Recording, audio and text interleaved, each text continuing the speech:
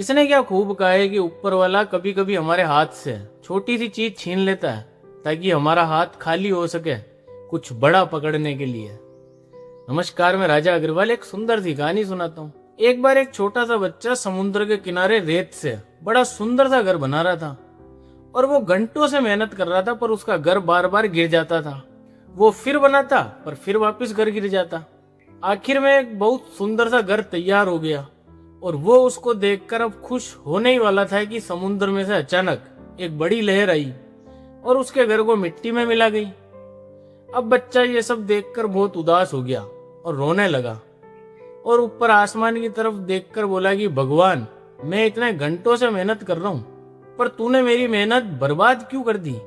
अब बच्चा उदास होकर वापिस अपने घर जाने लगा, लेकिन जैसे ही वो पलटा तो उसकी नजर उस जगह पे पड़ी जहां पर वो घर बना रहा था। लहर ने सिर्फ उसका घर नहीं गिराया था, बल्कि उस जगह पर रेत में दबा हुआ एक बहुत बड़ा और एक चमकता हुआ शंख बाहर निकाल दिया था, जो पहले कहीं नहीं दिख रहा था। और उस शंख के आगे उस बच्चे के घर की कीमत कुछ भी नहीं थी। तभी उसके पीछे से एक बुजुर्ग गुजरे और बोले कि बेटा, रोना बंद कर।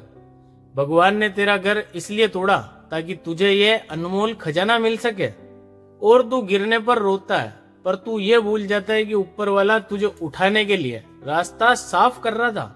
बुजुर्ग की ये बात सुनकर उस बच्चे को अब समझ आ गया था कि वो लहर उसकी दुश्मन नहीं थी, बल्कि उसके लिए एक नया तोहफा लेके आई थी। दोस्तों, ये छोटी सी कहानी हमें बताती है कि हम भी अक्सर किसी काम में फेल हो जाते हैं तो हमें लगता है कि सब कुछ खत्म हो गया, अब आगे कुछ शायद नहीं होगा।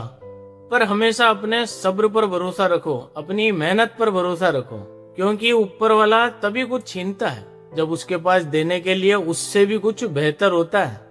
और हमेशा याद रखना कि किस्मत के खेल में कोई भी हार आखिरी नहीं होती है। इसलिए आर्ज राजा आपसे हमेशा कहता है, दुनिया को दिखाने के लिए नहीं, खुद से नजर मिलाने के लिए जियो। कल फिर मिलते हैं एक नई सीख के साथ।